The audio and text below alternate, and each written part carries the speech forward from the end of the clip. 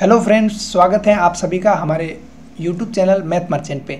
SSC CGL के second shift में जितने भी जीके के सवाल आए हैं वो मैं आपके बीच लेके आया हूं। तो आपने अभी तक हमारे चैनल को सब्सक्राइब नहीं किया है तो चैनल को सब्सक्राइब करें और साथ ही बेल आइकन पर ज़रूर प्रेस करें ताकि अगले वीडियो को नोटिफिकेशन भी आप तक पहले पहुँच सके। तो पहला सवाल है, सवालों पर चलते हैं अपन सीधा।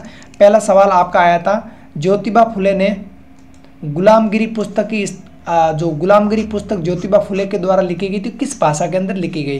तो इसका करेक्ट आंसर मराठी भाषा हो जाएगा और इसकी जो स्थापना है 1863 के अंदर ये पुस्तक लिखी गई थी।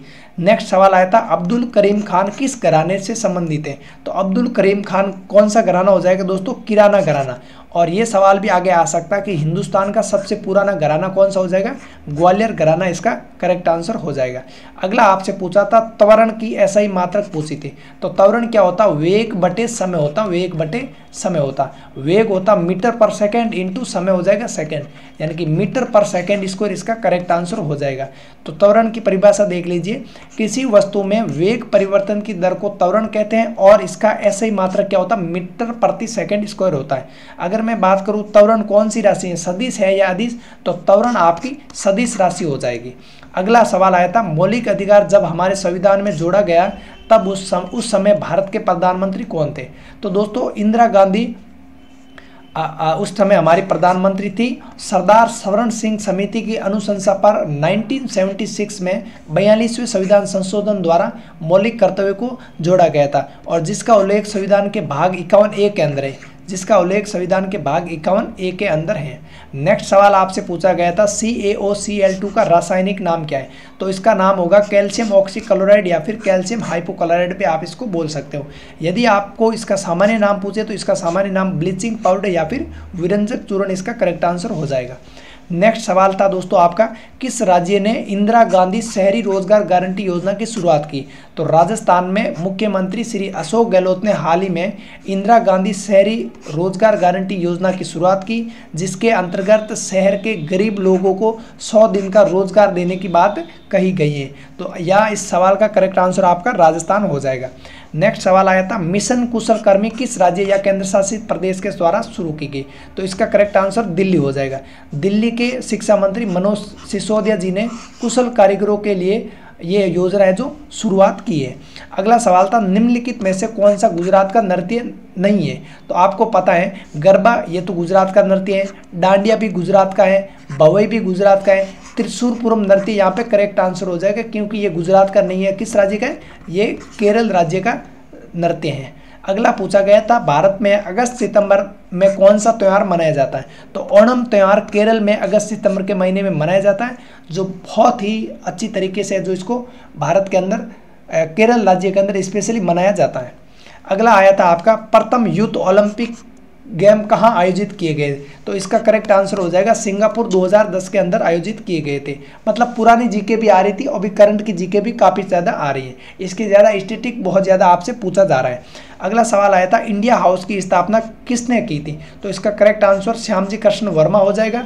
यदि आपको पूछे इंडिया हाउस की स्थापना कहाँ पे की गई तो इसका करेक्ट आंसर लंदन हो जाएगा। आगे की शिफ्ट में ये सवाल पूछा जा सकता है तो ध्यान रखिएगा। अगला आया था, इनमें से कौन सी रबी की फसल है? तो आप बताओ रबी की फसल, करेक्ट ऑप्शन तो मुझे नहीं मिले थे, मैं आपको रबी की टोटल फसलें बता देता हूँ। रबी की फसल है जो नवंबर के अंदर बोई जाती है और इसकी प्रमुख फसल है गेहूँ, जौ, चना, आलू, मटर और सरसों। ये सारी की सारी रबी की फसलें हैं।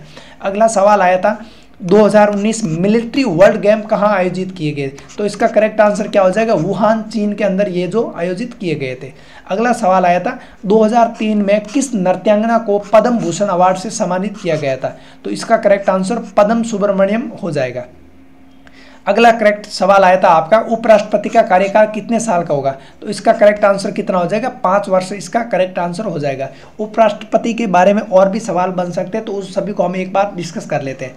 अनुच्छेद 63 के अंदर लिखा है कि भारत के अंदर एक उपराष्ट्रपति का पद होगा और उपराष्ट्रपति भारत का दूसरा सर्वोच्च नागरिक होता है। आर्टिकल 64 में लिखा है कि उपराष्ट्रपति राज्यसभा का पदेन सभापति होता है। अगर आपसे पूछा जाए कि भारत के प्रथम उपराष्ट्रपति कौन है तो ये हो जाएंगे डॉक्टर सर्वपल्ली राधाकृष्णन।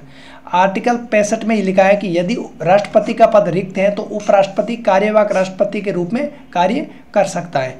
अगला है अनुच्छेद ये 66 है ना, अनुच्छेद 66, इसमें लिखा है उपराष्ट्रपति का कार्यकाल। अगला सवाल आया था आपका, बिहार के 8वीं बार मुख्यमंत्री कौन बने? तो नीतीश कुमार है जो इसका करेक्ट आंसर हो जाएगा। आप सबको पता है 2002 के अंदर जब बिहार के मुख्यमंत्री नीतीश कुमार बने थे, लेकिन 7 दिन के बाद उनकी सरकार गिर गई, फिर भी वो वापस चुनाव कराए गए तो भी है जो दोबारा नीतीश कुमार ही सीएम बने थे।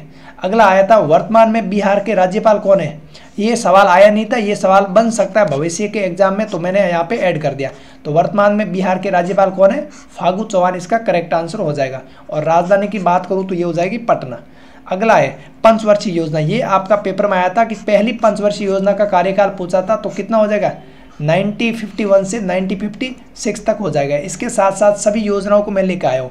पहली पंचवर्षीय योजना किस मॉडल पर आधारित थी? तो महल नौबिस मॉडल इसका करेक्ट आंसर हो जाएगा। और इसमें किस पर बल दिया गया? तो पहली पंचवर्षीय योजना में कृषि पर बल दिया गया था। अगला आपसे पूछ लिया जाए यदि कि द्वितीय पंचवर्षीय योजना, ये आने वाले शिफ्टों के अंदर पूछ सकता है, क्योंकि पंचवर्षीय योजना से हर शिफ्ट में सवाल एक आध आता है। द्वितीय पंचवर्षीय योजना का कार्यकाल आपको ध्यान रखना है 1956 से 1961 तक। और दूसरी पंचवर्षीय योजना में उद्योग पर बल दिया गया था। तीसरी पंचवर्षीय योजना की बात करूं तो इसका कार्यकाल 1961 से 1966 तक था। चौथी पंचवर्षीय योजना की बात करूं तो 1969 से 1974 तक चौथी पंचवर्षीय योजना का कार्यकाल था।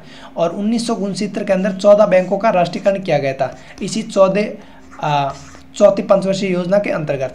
अगला था, इसका मुख्य उद्देश्य था आर्थिक विकास और आत्मनिर्भरता।